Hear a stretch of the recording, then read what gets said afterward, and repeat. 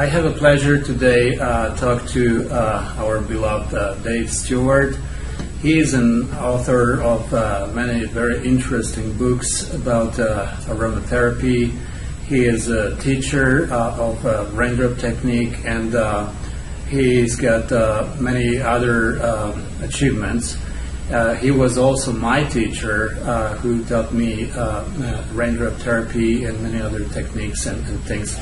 So I would like to talk to him and ask him a few questions today, and hopefully you'll benefit from all these answers that we're going to get from him.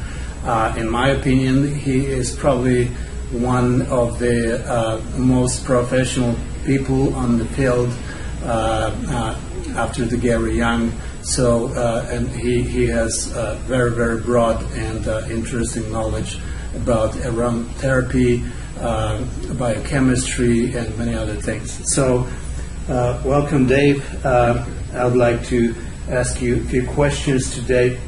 So first, I've met many people in my practice with aromatherapy, and many times they kind of ask themselves the questions, what is the difference between these oils that we can get in the stores, and they usually way much cheaper, and what's the difference between these oils and oils that we can get from Young Living, because they kind of see the difference in price, but many times they don't realize if there's any difference in using of these oils.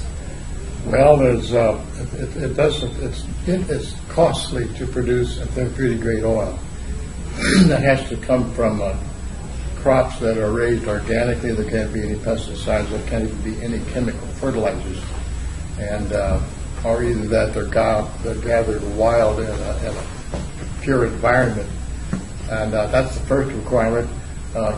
Commercially raised crops that they produce oils from may not be organically grown, and then they have to be distilled slowly at the lowest temperature and lowest pressure, which may take 12 to 20 hours of slow distillation to slowly coax the oils out of the plants. But that costs money and labor and fuel, and so a lot of places have bumped the pressure up to several atmospheres and the temperature up high and get the oils out in less than an hour, and then it's missing a lot of the little the trace elements are not there, and they won't have the healing power, so they short you on that. And then another thing, it's hard to find a pure oil. Most of the time they will dilute them with some kind of a petrochemical or some odorless other oil to add volume to it so that they can sell more oil and make more money that way. So unless you're buying oils from a company whose intent is to produce a healing oil, you probably are buying from a company that's intent is to produce a perfume grade or a flavor grade oil, which doesn't have the healing properties that you want. In order to get those healing properties, it costs extra money for the company to do that. So basically, when people go to the stores, and because I've seen it myself, I went to one of the stores, healthy stores, and they had some oils on the shelf, and I asked this person in the store, "Hey, is this therapeutic grade?" And she said, "Oh, yes." And then I asked, "So what means therapeutic grade?" And she said then, it's natural, it's organic, it's the best, and things like that. So she basically didn't have many answers. So what would you recommend for average person who wants to figure out what's the difference between this oil and that oil and that oil? And I'm talking about the three same oils. Say we have 3 bottles of lavender from different vendors. How would they figure out which of these 3 is the best, or which of these 3 the person's supposed to use? Well, if you want to do comparison of different brands, you're not going to really be equipped to do that unless you have your own laboratory and you understand the distilling process, because it's quite an art and science. And unless you can go to where the plants were grown to make those oils and see what the crops, what the fields looked like and how they were treated. For all you know, the lavender field was next to a battery factory, and there's lead in the soil. And we buy Young Living oils only because they have checked all that out for us. And for example, lavender is one of the most fraudulently produced oils in the world because it's popular. And what a lot of companies do is they don't raise lavender, they raise another crop. It's called lavandin. It's related to the lavender plant. But lavandin contains camphor in the oil, whereas lavender contains none whatsoever. Now, lavandin is a good antiseptic oil, but doesn't have the same properties of lavender. What they'll do is they'll raise lavandin because they can get 4 times as much oil off of an acre of lavandin as they can an acre of lavender. So it's cheaper. It's cheaper, and then they go to the laboratory and try to remove all the camphor. They won't get it all out because there'll still be traces in there, and you can smell it. If your nose is trained, you can tell the fake lavender. One of the clues, though, is if it's cheaper. That's a clue right there. But if you try to use the fake lavender to heal a burn, it may make the burn worse. Whereas lavender is a wonderful healer of burns. And in fact, lavender is even able to heal something that doctors don't know how, and that's gangrene. If you have gangrene in your leg, the physicians only know how to amputate your leg. But you can treat that with lavender and save your leg or whatever parts got gangrene. You couldn't do that with a false lavender, so you're not getting what you think. And if you ask somebody in a store about their oils, they won't know. They haven't been to the manufacturing plant. They haven't seen the fields. They don't know how they were distilled. And generally, they don't even know what a therapeutic grade is, even though they will give you an answer. So that's why I use only Young Living oils, because I know the founder, I've been to their farms, I've seen their distilleries. So what would be the definition of therapeutic grade, your definition? Well, it's all of those things. It has to be either wild-crafted, gathered in the wild, or it has to be organically grown on pure soil. It has to be harvested at the right time, because the oils on a plant change throughout the day, depending on the morning or the afternoon or the evening. And just like your blood is different in the morning, the chemistry changes during the day. So you have to know when during the day and what season do you harvest the crop, when it's just about ready to bloom, or after it's blooming, or before it's blooming. Is it the spring crop, or is it the fall? Because each time of those periods you get different chemistries. This is a very interesting thing you said about the blood. So that means that our blood changes throughout the day? Yeah, when you wake up in the morning, it won't be the same as in the evening. I heard about the acidity of the blood, that it's most acidic in the morning when you get up, but any other factors? Well, the sugar levels will be different. A lot of minerals will change throughout the day. The blood is a dynamic fluid that meets the needs that you have at that hour. So basically, since oils are like the blood of the plant, that they behave pretty much the same. Whereas an inexpensive company that just wants to produce an oil and put a label on it and sell it to you, they're going to harvest those crops at the most convenient part of the day when they have the least expensive labor. They may not want to harvest at sunrise or after dark, like jasmine has to be harvested. So you have to, the only way you really can know if an oil is therapeutic, you have to know the grower, you have to know the distiller, and you have to know the bottler. And if you go in the store, you won't know any of those things, and those people in the store won't know any of those things. I see. Well, that's very interesting. By the way, I heard a very interesting story about the gangrene, and that's my friend Janusz was telling me about that when one of his downline had a friend who had he was diabetic, and it just got to the point it was so bad that he had the gangrene on his foot. Yeah.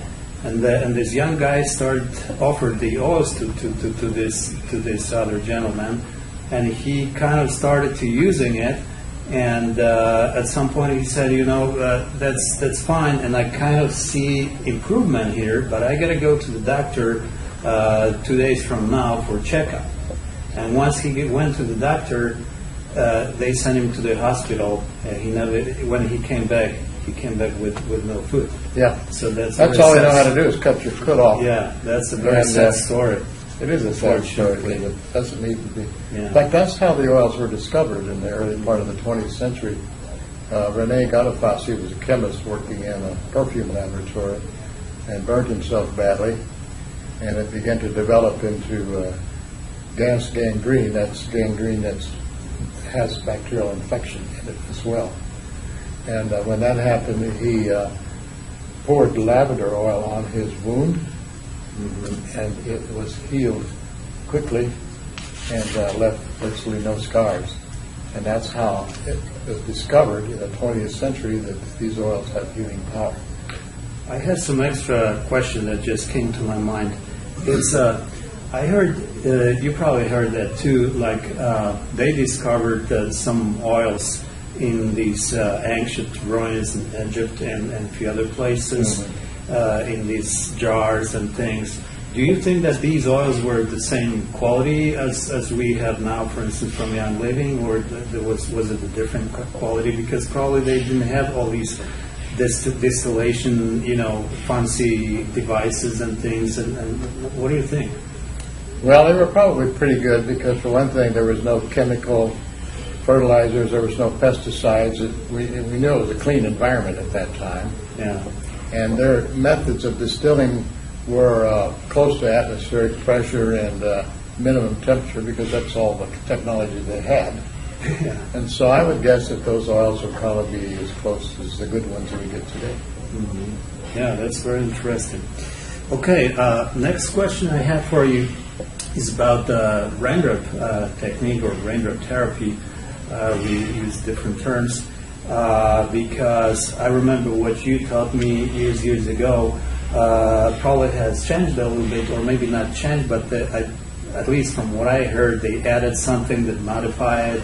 I remember recently Gary Young was offering also the classes, and he was teaching it. So is the Raindrop technique right now pretty much the same as it was like 5 or maybe 7 years ago, or something was changed or added? Well, we learned Raindrop technique from Gary Young in 2000. And he taught it. This is like 12 years ago. Yes, he taught it in Dallas at that time. There was 1,000 people there. And Gary had been modifying the technique a little bit each time he taught it. And in fact, we had already been trained by him in 1999 in Canada. And then we went again for a second training 4 months later in Dallas, Texas. And when he was there, he said he wasn't going to change the technique anymore, that he had perfected it, and he had the best technique. And they had cameras there. Young Living filmed it, and he did it a certain way, and then he turned around and he did it a second time exactly the same way. Mm-hmm. And that was supposed to be the final and the official version of Raindrop. And a few months later, I called Young Living. I said, "Where is the video that you are planning to make?" And they said, "We have decided not to make it." So that's whenever we started CARE, and that's the version that we use, and we have never changed it in 12 years, exactly the same. It's what Gary used to teach. Because what Gary did after that, and he said this from the stage, he noticed that a lot of people would take his Raindrop training, but when they went home, they couldn't do Raindrop. They weren't learning it. So he simplified it. He didn't make it better. He didn't improve it. He just simplified, left out a bunch of steps and changed a few things. Well, we noticed, and I've had extensive experience with the simplified version, and you do not get the results. You don't get the healing you do with the way we teach it, the way he originally taught it. Oh, really? That's interesting. And anybody that has ever tried both ways tells you the same thing. You don't get the results. And so we see no reason to change it. Gary knows what we're doing is what he used to do. He's approved of it. He lets us post our classes on the Young Living website. And but Gary continues to change it. He attends to, every time he teaches a class, he'll add a little something or subtract something. Or So kind of it looks like he likes to experiment and see if it's possible. Well, he likes to gear what he does to the patient on the table at that time, which is great in private practice, not good for teaching. So for 12 years, our program, the CARE program, we've taught exactly the same way. All our teachers teach the same way. Our teachers can do any version they like in their private practice. When they teach for CARE, it's always the same. So if you want to take, if you took a CARE class, you took one, about 6-8 years ago? Yeah. If you took one today, it'd be the same version. Oh, that's interesting. And it's the best version out there. Everybody who's compared. Well, I do it exactly like you taught me. However, I add certain things to it. So I add other modalities and things that I've learned throughout the years. And I'm getting really great results. Yeah, I don't do it like, on a full-time basis, just from time to time, but I really get very, very interesting results. Dave, I'd like to ask you now about herbs, because herb is something that almost every single person on this planet knows what is herb or herbs. And we probably, many people probably know that oils come from herbs. So my question is, because many people go to the stores, they ask about different kinds of herbs, they wanted the tea and they wanted this and that. So let's explain how the herbs relate to oils, because basically it's pretty much the same field, same group or I don't know how to call it, but you know what I mean. The herbs and oils come from the same source. So tell us what do you think is the major difference, and why these days we would rather prefer to use oils than herbs? Well, the oils are the aromatic extracts from the plant, and in the distillation process they're concentrated. Those are the small molecules, the ones that evaporate and have an aroma. Herbs are usually in dried form. The essential oils are gone. They're not there. There may be 5% of the oils left in there, but they're not there. When you're using herbs, you're using the big molecules of the plant. When you're using oils, you're using the little molecules of the plant. So they're not the same. Now, if you took a fresh plant that had everything in it, you get some oil, but it's not concentrated. So basically what you're saying, the drier the plant is, the less oil is in it, right? Yeah. And if you go to any store and buy herbs, they're going to be dry. They're usually not fresh. And even if they were fresh, the oils are not concentrated. That's what the distillation does. It concentrates that. And it's the concentrated oils composed of small molecules that have the healing properties. Because see, the small molecules can penetrate your skin, they can get into your bloodstream, they can go through the cells and out of the cells, and the herbs don't do that.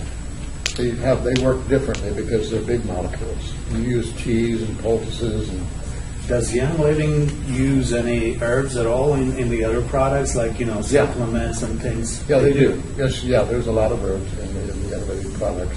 Yeah. Okay. So basically, it's not like we want to discourage people completely from using herbs. It's not like that. No. But you have to know the quality of these herbs that you use, and then you can mix herbs and oils, right? Yeah. In fact, Young Living does that. Most of their herbal remedies have oils in them because they found out that the oils work with the bigger molecules and pull them into the tissues and make them better. But I mean, I know herbal remedies that will cure cancer, and you make teas and drink the tea. Exactly. Well, okay. I haven't seen you for quite a while, and you probably were traveling many different places. So I was going to ask you next question: if there are any news or any discoveries or anything that you would like to share with us, as far as aromatherapy or biochemistry, whatever you think is interesting that you discovered for the last few years or so.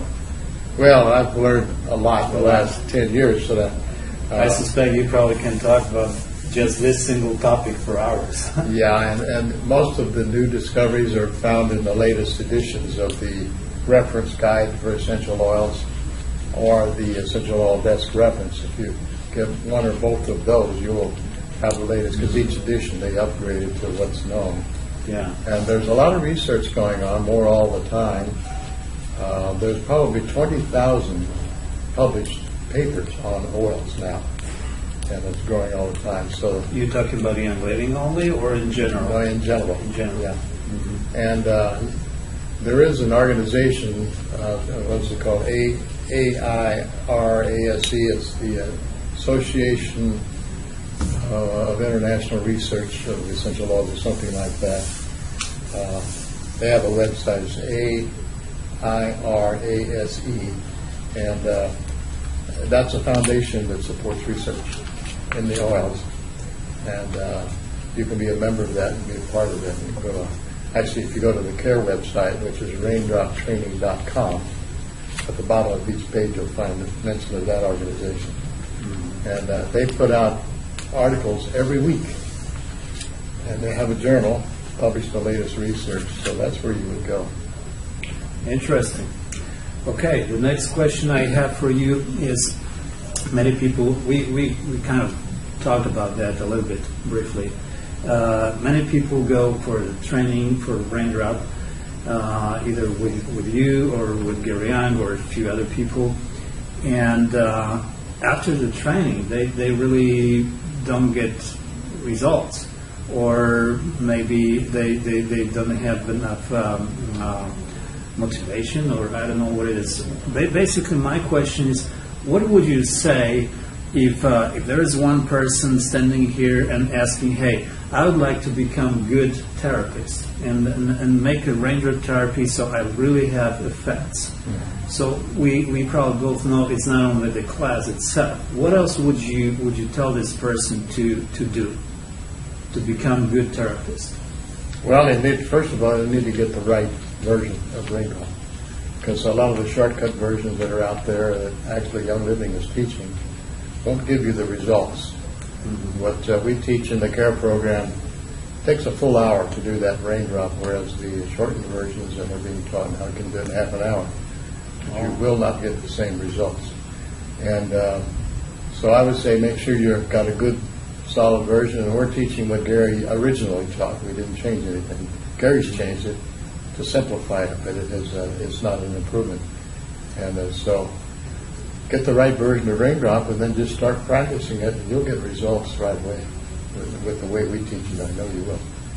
But we see them right there in class when the students are learning it for the first time.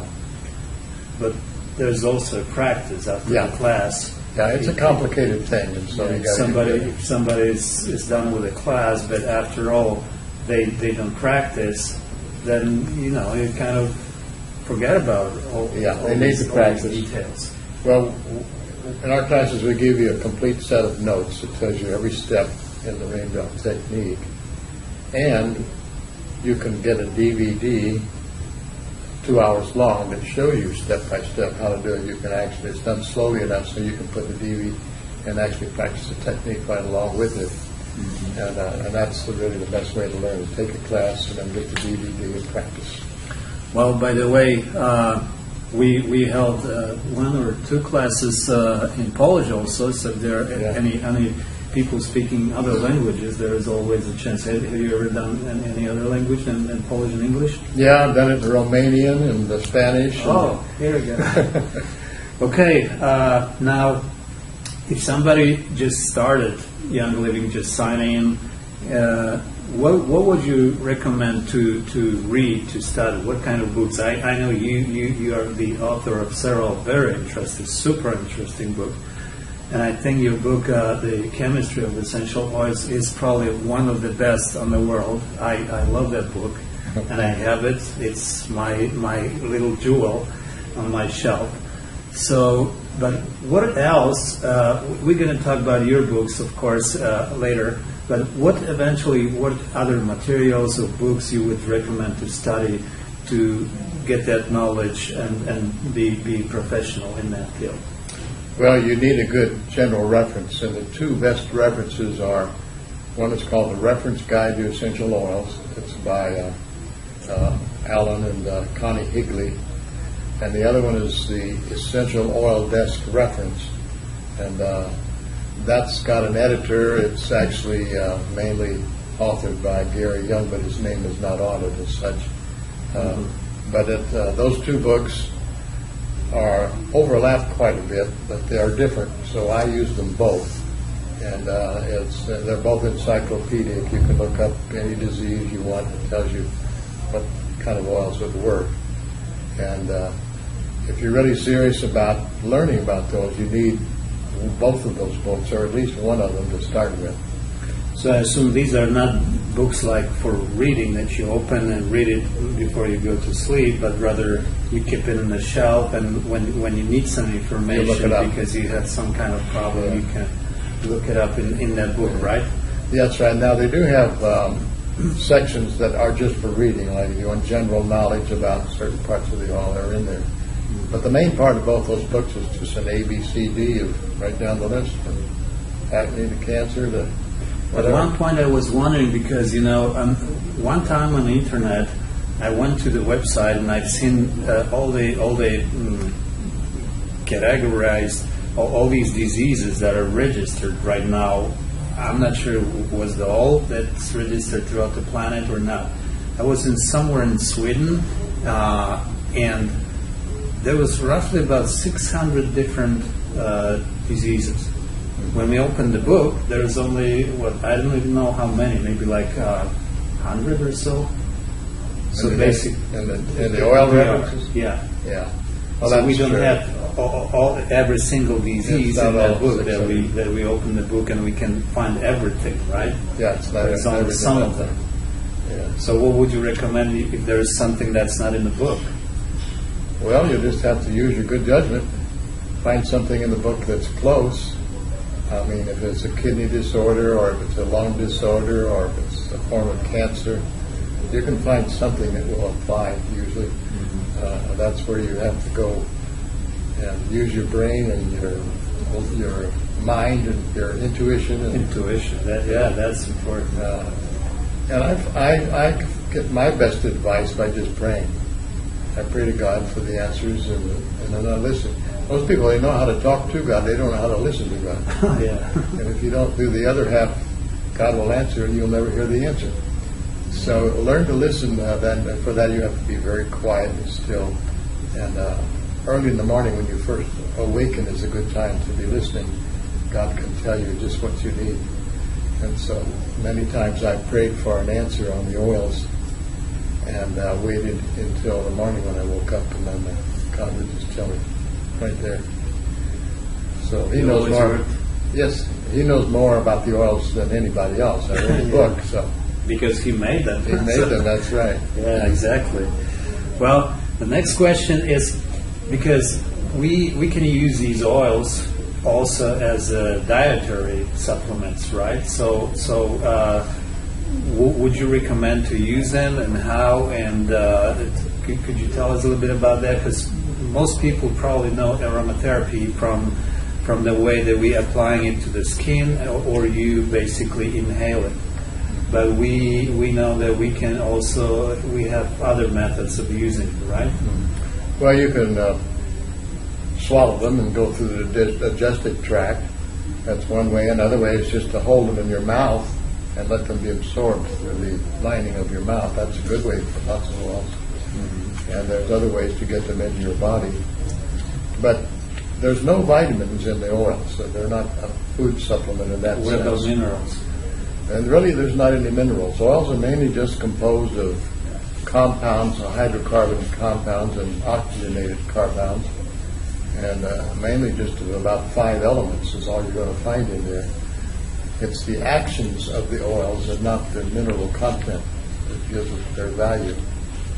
And now they have different effects on you. For example, if you have a digestive problem, well then you can use peppermint or patchouli or some of the other oils for that. If you have respiratory problems, certain oils address the lungs. If you have muscle cramps or problems in the muscles, there's oils for that. Basil's a good one for that. If you have arthritis or problems in your joints, and you want to use wintergreen or birch for that. And so the oils migrate through their frequencies to the certain areas of the body that have the same frequencies. And that's the way they work. They're not really in a sense of a food supplement like an herbal. Something herbal could be a food supplement, something that you can metabolize and use in that way. So basically, when a person has like, excuse me, deficiency in minerals or vitamins, the oils are oil is not the substance to do that, to fulfill that. Then the person still has to take like vitamin C and other stuff, right? Yeah, but you can take them with the oils, and you won't need as much of the vitamin because the oils will then take the vitamins and bring them into your tissues and metabolism much better than by themselves. And that's why in Young Living, the vitamins that they have usually have oils in them, because they have found that the vitamins are much more greatly absorbed and used by you with the oils. I see. Now, I probably mentioned about that already, but would you say it's okay if somebody is performing the Raindrop therapy in adding other techniques or other modalities to it? Well, a lot of people do that. The Raindrop technique is in and of itself a complete modality, and it does wonderful things without anything being added. But there are lots of Raindrop therapists that will add Reiki or they will add some modality, and they get good results. Mm-hmm. But it's hard to improve on just Raindrop by itself. It doesn't really need anything else to go with it. I see. But in general, we can say there's nothing wrong with adding something extra to it, right? Generally speaking, now there are some precautions there, because what the Raindrop does, it enables your body to heal itself. And chiropractors have a problem because they know how to, if they see a spine that's out of alignment, they know how to push and pull and manipulate and make the spine go back. But you don't want to do that, because if you externally make an adjustment like that, it won't stay. The only adjustment in your spine that will remain is the one that you make from within with your own energies. And the Raindrop technique helps you to mobilize your own abilities to heal yourself. So you may see a spine that's out of adjustment while you're doing Raindrop. Don't try to adjust it, because you are robbing that person of the opportunity to heal themselves. Nice. Let the Raindrop do its thing, and the spine will fix itself, and then it's permanent. Mm-hmm. See, I know that from experience, because I had a back injury a long time ago. It was in 1956. And I suffered back pain from that for 43 years every day. I had chronic back pain. That's a long time. Yeah, and I couldn't pick up heavy things and couldn't sleep very long in a bed. And so I just suffered that until I learned Raindrop technique. Chiropractors could help me, which they did. Once in a while I'd get an adjustment and it would be relieved for a day, maybe 2 days at the best. But it never was permanent, because you see, that was external. My problem wasn't addressed at an internal or cellular level.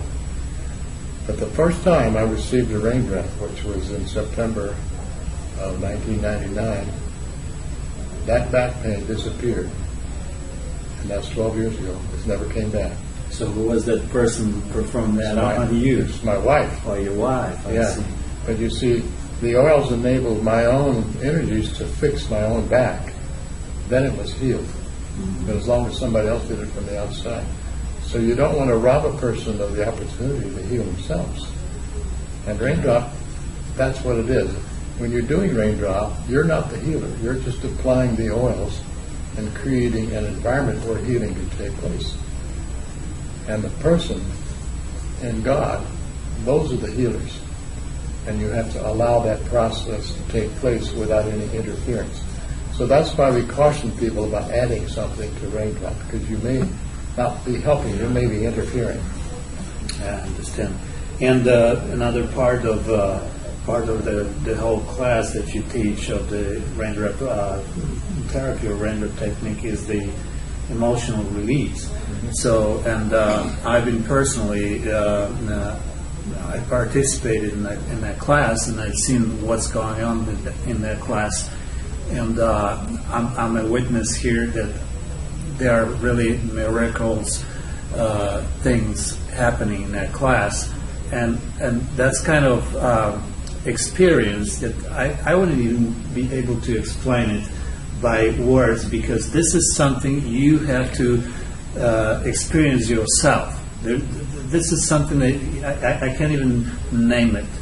So, but could you tell these people who don't know about that what it is and what it can do for us, just briefly, what the emotional release is and why we do this? Well, most sicknesses or physical conditions have emotional roots. You may be having arthritis today because 20 years ago you started developing some resentment and some bitterness and some anger. Maybe you don't like your marriage, or you don't like your job, or certain things that you are upset about, and you hold on. Probably me, because I have a little bit of arthritis. Well, that's usually the cause, and if you hold on to that long enough, it will manifest. Very frequently, arthritis is the manifestation of it. In fact, sometimes if your marriage is bothering you, arthritis will develop in your fingers where you're wearing your wedding ring. Oh. And or if you are feeling unloved and you're feeling unworthy, or your self-image is way down there, that can lead to cancer. And some of the main causes of disease are things like unforgiveness, resentment, bitterness, dislike, extreme dislikes, jealousy, envy. Even the Bible talks about envy drying up the bones, which is your immune system. That's where your white corpuscles are, and so you can get autoimmune diseases. So anyway, what we do in the emotional release, which we teach in our care classes, and you can find out where we're doing those. We do almost 200 of those seminars a year, all over the world. Wow. Yeah, they're going on all the time. That's a lot. There isn't a week that we don't have 3 or 4 seminars going on somewhere. But I remember you mentioned when I was with you that the emotional release is kind of something that you kind of have to be gifted for that. It's not like everybody can perform that. Is that right? Well, I think some people would maybe more gifted than others, but I think probably anybody can do it. A lot of people find out they didn't think they could, and then they find that they need to, and they do it, and it works. What we do, we have a 5-hour class that we teach. It goes with our seminar. It's part of it. And we explain what's happening, and then we draw a name from somebody in the group, and they came and get on them as people, and there's a certain protocol that we follow. We have notes for that. And we apply oils to the feet, to the shoulders, and other places, and to the head. And the idea is oils, the aroma of oils goes to your emotional brain. It doesn't go to the rational brain. When you see something or hear something. So, but excuse me, how would you define emotional and brain? What is it? Well, it's part of the brain. This is your cerebral cortex, which is where you reason and you're conscious. But underneath this brain and over the roof of the mouth, up in there, right straight behind the nose, in fact, is the limbic brain, and that processes emotions, and it's not rational or logical, and it only responds to fragrances and images. It doesn't understand language. And that's one reason the oils are so wonderful for healing, because if you get to the emotional root of your disease, the physical disease will go away, because it was just a coded message to you that you've got some issues. Now, I can give you a good example of that. I did a program a few years ago down in Mississippi, and it was an afternoon program. There was about 75 people who came, and it was just a 2.5-hour program on emotional release. It wasn't a training program. We weren't teaching them how to do it. We were just teaching them about it and how it worked. And so there was a lady who came to the program, and she sat way back against the back wall. It was a pretty big room, and we were all had our chairs up closer to the front. And I went back there before the program. I said, "You might want to come up with the rest of us, because I don't think you'd hear me back here." And she said, well, she had her feet up on the chair and her shoes were off, and she says, "I have a lot of fluid retention in my legs. It's uncomfortable, and I need to move around, and I don't want to bother anybody. That's why I'm back here." I said, "Well, suit yourself, but you'll hear better if you come up." So she came up to the back row. Part of the way through the program, and I always do this, I said, "Okay, name me some physical problem, and I'll tell you what the emotion is that's behind it." And so she raised her hand and she said, "What about fluid retention in your legs and feet?" And I said, "That's because you're holding on to some issues that you need to let go of. That's what that is." Well, then later on, we drew a name for somebody to come up and receive the emotional release session. And out of 75 people, her name got drawn. That was amazing. So she came up, and it only took about a half an hour. We went through the procedure and put the oils on the shoulders and the feet and on the head and the various ways. We use about 20 different oils when we do that. And so then afterwards she got up and she said, "Boy," she said, "I have really released a lot of stuff." And I said, "Well, that's really good." Well, she left. That evening I did a program on the healing oils of the Bible. She was not planning to come, but she came. The same day? Same day, yeah. Uh-huh. Yeah, I did the emotional release in the afternoon, the Bible oils that evening. She came in and she said, "Dr. Stewart, look at my feet. I'm wearing shoes I haven't been able to get on for months. When I went home, the swelling just disappeared, left my legs like that." Oh my goodness. So that's a good example That's unbelievable. of what, when you release the emotion, you can release the disease.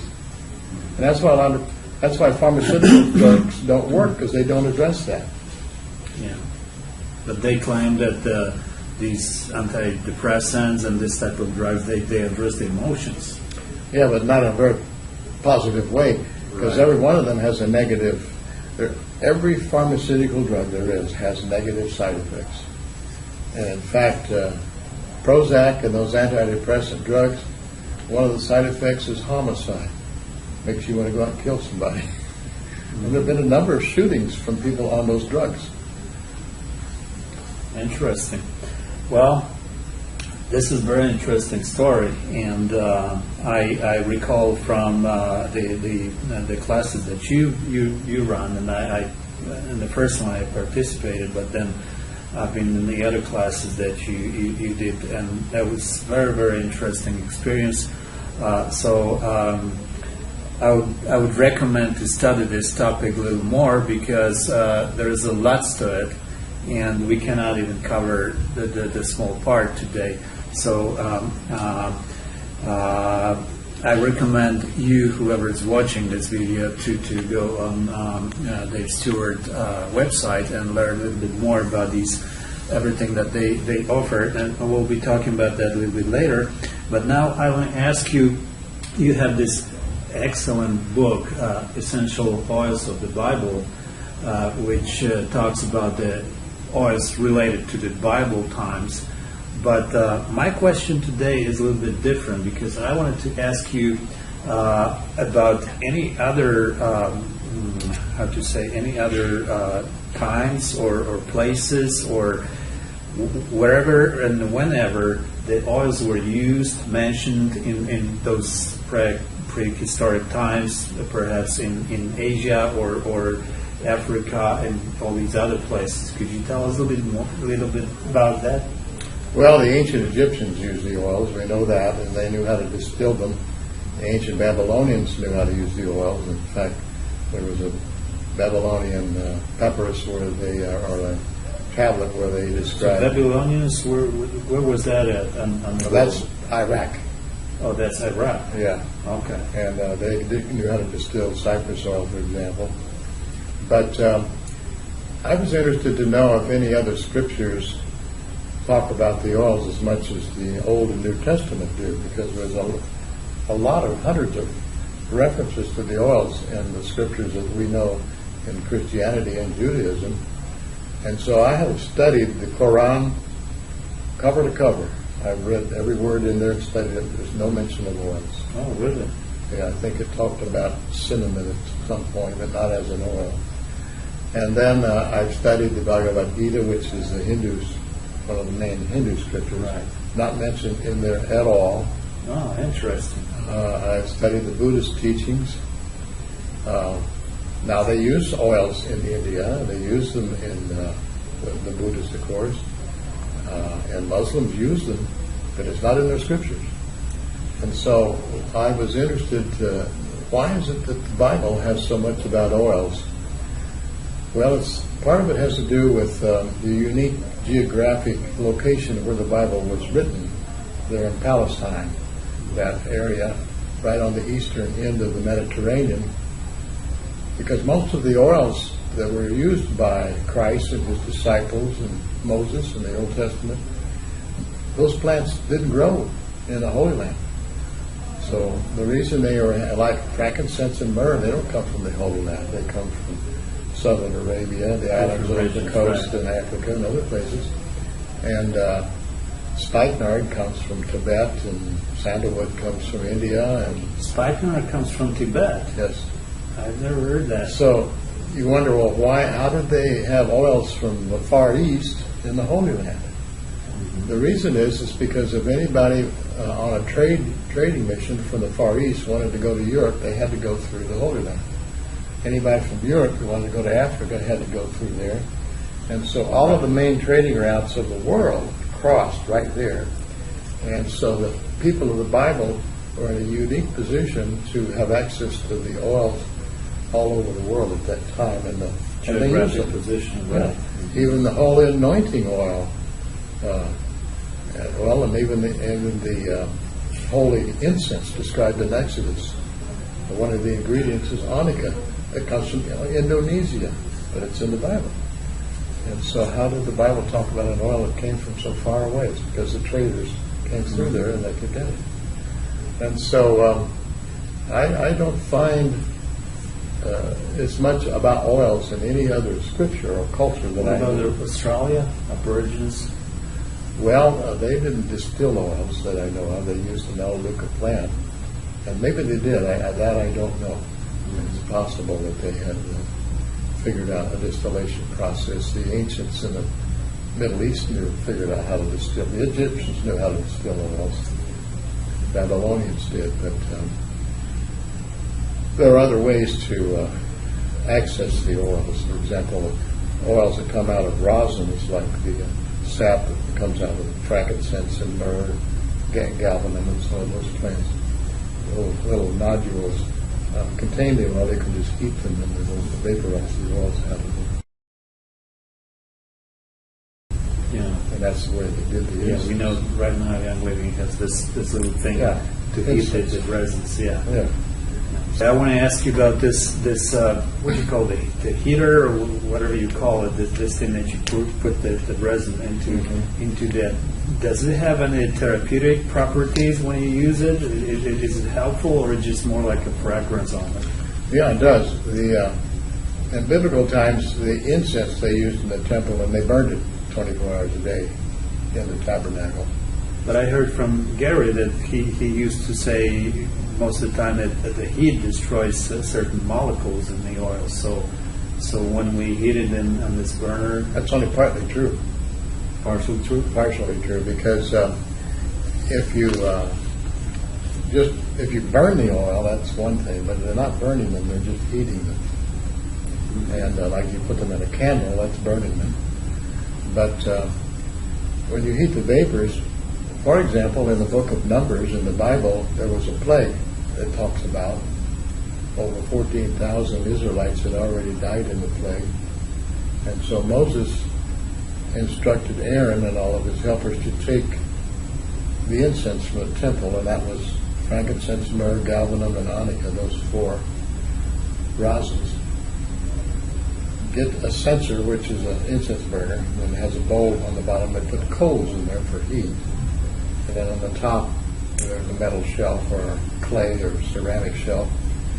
to heat the rosins and vaporize them, and then the smoke comes out.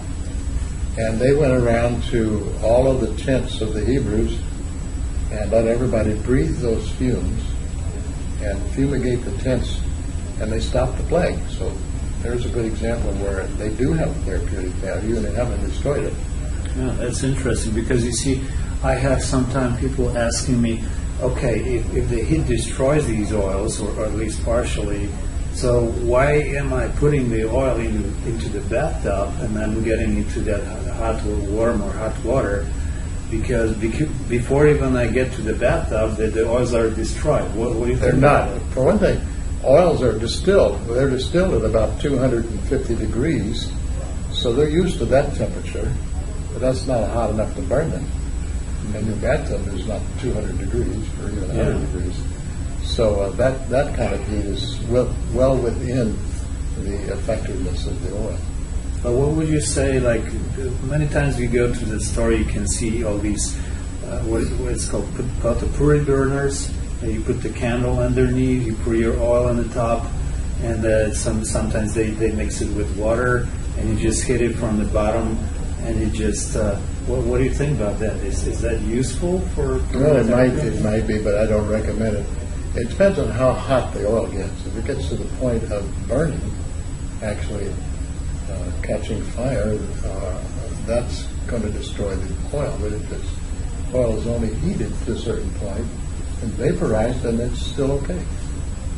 Okay, so you say if it's like, say, 90 degrees of Fahrenheit, which would be probably, I think, around 30, 35 Celsius. So that's okay, you say? Yeah, well, even 150, 200 degrees is okay, because that's still lower than the boiling point of water.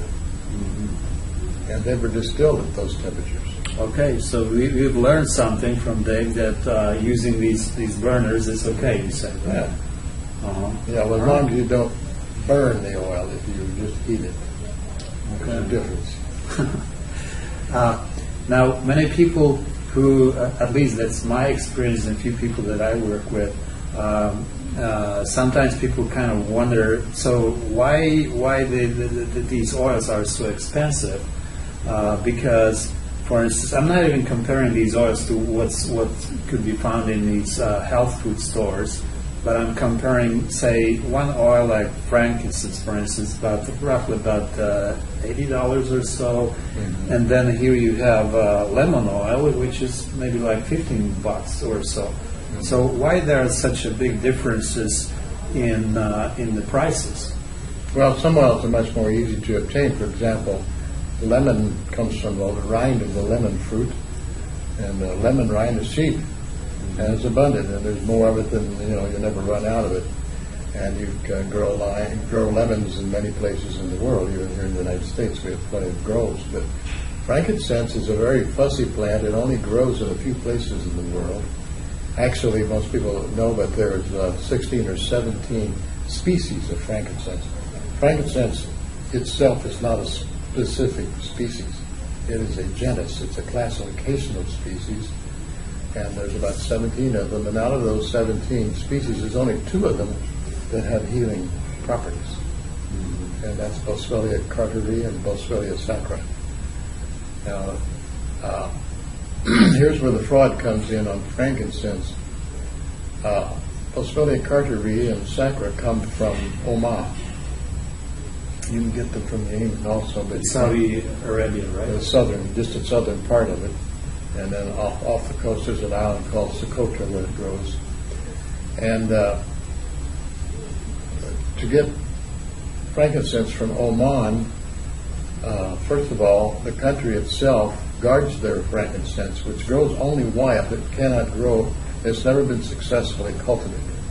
Frankincense requires a desert climate, but with a certain humidity, and it's close to the ocean there, and it has to be in real thin soil from bedrock that's composed of limestone.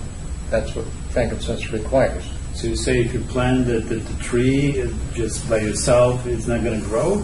No, not unless you have all those conditions. And those conditions are not met in very many places in the world. And these conditions are pretty harsh. Yeah, they're very harsh. And so the frankincense is just going right out of the rocks. You say, well, there's not any soil there. And so it's gathered wild. Now, the country of Oman is very careful to guard its frankincense, and they will not allow the frankincense resin to be exported from the country. So you can't take it outside the country. Why they do that? Well, because they want it for themselves, and because it's a limited supply. So limited. Yeah, because it doesn't grow in great big thick groves. There's a tree here, and there's a tree there, and one over there, and you have to go out in the wilds to get it. So Gary Young made a special arrangement with the Omani government, the Sultan or the leader, the king. He has become friends with the royal family there. So they had the beer together or something? Yeah, well, they ate together. And he went over there over the last 20 years many times. And he asked the ruler of the country, he said, if we build a distillery here in your country and we hire Omani employees and distill the oil, I know you won't allow us to export the rosin, but can we export the oil distilled from the rosin? And the Sultan said, yes, but only for you and only for Young Living. So we have a distillery in Oman. We distill the oil, and we can export that oil. And Young Living is very careful about, we want to preserve frankincense trees. We don't want to go out and kill all the trees and there won't be any more frankincense. So the Omani leaders like the way that Gary Young and the way that they harvested frankincense. So last year they gave Young Living 400,000 acres of frankincense desert for Young Living to have. And so Young Living is the only company in the world that can actually sell and has Omani frankincense. Now, you can go to the website and see a number of websites that claim they're selling Omani frankincense. Here's what they're doing. They're getting Boswellia serena from India, or they're getting Boswellia freriana from Somalia, or some other species of frankincense from another location. They import it into Oman, and then they sell it from Oman and say, this frankincense is from Oman. But it's not Omani frankincense. And so that fraud is happening. And it might be a lot cheaper than Young Living frankincense. But you see the great effort it has to go into getting the frankincense. That's why the price is up there. It's not just marked up for no reason. It's because it's expensive to get and to produce and to bring out of the country. I had two other questions. Because recently they started to offer this sacred frankincense also. Yeah, Can you tell us the difference between the two, the frankincense and sacred one? Well, they're different species of frankincense, and they both have the healing properties. And for example, some companies are selling Boswellia freriana, which doesn't have the healing properties, but has a good fragrance. It's fine for perfume. Queen of Sheba liked that. King Solomon liked that particular one. But it's not going to heal you. And very few people buying frankincense have that knowledge, so they don't know what they're buying. But anyway, the sacra is, we think that is the species that was brought to the Christ child. And it has spiritual attributes. It stimulates the pineal gland in your head, which helps you to meditate and pray more effectively. And it has the healing properties. So Young Living sells both the Boswellia carteri and sacra, and they both come from Oman. Okay, so next question I'd like you to ask is a little bit about business, because many people start and they, after a few weeks or months, they quit. And of course, we have every day, you and me and many other people, they have new distributors or potential distributors. So what would you say to the person who wants to start Young Living as a business? So on one hand, help people use these products and make some money? What would you recommend? Well, I always took the educational point of view that if people know how to use the oils and how they work, then they will probably be lifetime users and want to tell it to other people. And so from the very start, I began teaching little programs for the public. I'd advertise them on the radio and put posters around the town. And it could be a program on the healing oils of the Bible, or a program on Raindrop technique, or Vitaflex, or emotional release, or maybe just the 9 oils for daily use. Living has a kit for that. That makes a good program. Or sometimes Ninja Red, or just all the Thieves products. That makes a great program. So there's a lot of different programs that you can do that take a couple of hours, and the public will come, and you can make them free programs. And then when the people come, tell them, these are wonderful. They can save you from having colds and flu, and make your teeth healthy, and make you healthy. Every home needs to have these oils, and so this is your opportunity to enroll with the company and be able to buy them at wholesale and tell your friends about them. But you have so many people in your group. How many people you have in your group? Well, almost 5,000. So how did you manage to get all these people? Because some people may say, "Oh, you are the author of the books," and then you have these classes for Raindrops that are popular, so everybody wants to go to you. So if somebody is not so popular, is not the author of the book, or doesn't provide the classes, what the other people can do? Well, when I first started doing this 12 years ago, I hadn't written any books or any articles, and I hadn't for several years. In fact, the first book I published, I was already in Young Living for 4 years before that. So it wasn't that I had written or anything. That does play now. People have heard of it, and people do come and sign up with me just for that reason, but that's not how we started that way. But anyway, I just took the point of view of teaching people how to use the oils. And if you want to have a really big business, you have to get away from your hometown and go to other places. So right off from the very beginning, in the first 6 months, I started groups in my local area. I went 30 miles away to another town and developed a group there. I developed one 2 hours away up in St. Louis, another one in another city 3 hours away, and I even came to Chicago, which was 8 hours away from me, because I knew some people up here. And you want to develop people in a lot of different locations, but then you have to go back every month or two and do another meeting for them and train them to do the same thing. You want to do yourself what you want your downline to do. When you started, did you know the business plan very well, or you No, were I more never. concentrated on products? I just concentrated on the products and what they did. I really didn't even know the plan, and I still don't know it real well. I know it well enough to know where my target is and where I want to go next. But the main thing is information, and share that, and then take the attitude. We're not trying to sell these oils to anybody. We're just trying to say we've got them. You want to let the world know that you have them, and then people can either take them or leave them. And if you realize, Christianity is a world major religion today, started with one man, Jesus Christ. It was a lot like multi-level marketing. He sponsored 12 people, Yeah. and then they talked to lots of other people, and then St. Paul came along, and basically they didn't try to sell Christianity, they just presented it, and then it was up to the individual to take it or leave it. And Jesus' advice was, if they won't listen to you, then go somewhere else, just don't bug people.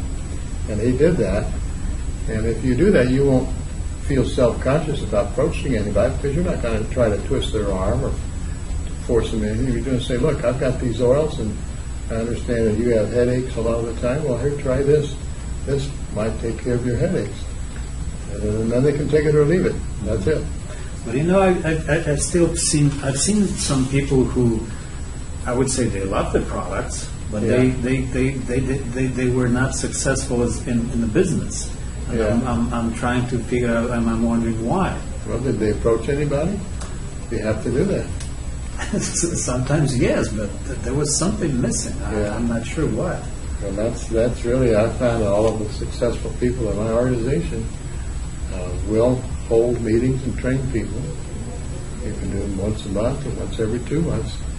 Depends on how fast you want to grow. In the beginning, I was doing them every week somewhere. Sometimes I did 2 meetings in one day. I'd go to one city and I'd do a morning meeting, and then I'd drive for 3 hours and do another one later that day. Yeah. And so within a year, we were at virtually silver level, because it had a different name back then. But it wasn't because I had a reputation. I didn't have one. That came But later. today it's probably even easier because we can use the internet, all these Yeah, you've got technology stuff. things I didn't have, yeah. Yeah, you didn't have that at that time, at least not that much and not that easy as it is today. Yeah. Yeah. Well, that was very interesting. Now, the final question I want to ask you to tell us a little bit about your business, because you have this care company, which I was kind of part of it because I attended the classes, and we also we held a few classes in Polish for Polish people and distributors for the Raindrop. But as far as I know, somebody who is working closely with you also can become I'm not sure, employee or part of the care. Can you explain how that? Yeah, they become a certified care instructor. Exactly. There's a training for that, and it generally takes from 1 to 2 years to complete the program. And then you can teach for us. And we have classes in healing oils of the Bible, VitaFlex, Raindrop technique, chemistry and science of the oils, emotional releasing with oils, and vibrational Raindrop. We actually have That's the new one. that's the new one, just in the last 2 years. We also have a program on animal Raindrop. I didn't mention that, for dogs, horses, and cats. I didn't know that. Yeah, that's something new too. That's a new one, yeah. It's all around Raindrop, one way or the other. And go to raindroptraining.com, and you can find a calendar of all of our classes that are coming up. And we do almost 200 of those every year, so they're going on all the time throughout the United States and Canada. We're going to put the link to that website also on Young Living Connection website, so whoever is visiting Young Living Connection website will find that link to Dave's website on our site as well. Thank you. So I also have a free newsletter. I don't know if you get it, the Raindrop Messenger. I was getting something for some time from you, and all of a sudden then it stopped. I don't know what happened. Well, I know you might need to resubscribe. It's easy. Maybe the reason was I changed the email a couple times. so it might be that would do it, something. yeah, if you change your email. So, unless you let us know the email, Yeah, we will. we'll take care of that after Yeah. we're done. But there's a lot of information in there, and the archives of all the back issues are on raindroptraining.com, so you can go back and get a lot of really good information from those back issues that you won't find anywhere else. So for those of you who's watching this, remember, if you're receiving the newsletters from Dave and all of a sudden you change the email, just make sure you go to that site and update it, because that's normal. He doesn't know about your changes. So Yeah, we got 11,000 subscribers, and every month that grows. So. very interesting. And you were asking about, can you do financially well with Young Living? You certainly can. I was, for years, a full-time university professor, and my Young Living check is now more than double the biggest check I ever got as a professor. Cool. That's great. Yes. Yeah. And anybody can do that. You don't have to have an education to do it. And your wife is in it as well, right? Yes, we work together. So basically, she has another separate check, right? Well, we get one check. You get one. It goes into one account, yeah. Uh-huh. Who spends Yeah, it? I forgot. There is a Young Living policy that the wife and the husband, they cannot be like one under another. Can't be two businesses, Yeah, I remember that. Well, okay. Dave, it was my big pleasure talking to you. Hopefully, whoever is watching it will get some interesting information from that. And I'm hoping this is our first and not the last time So I'm hoping you learned something interesting, and I'll see you guys next time. Thank you very much You're welcome. for this interview. Thank you.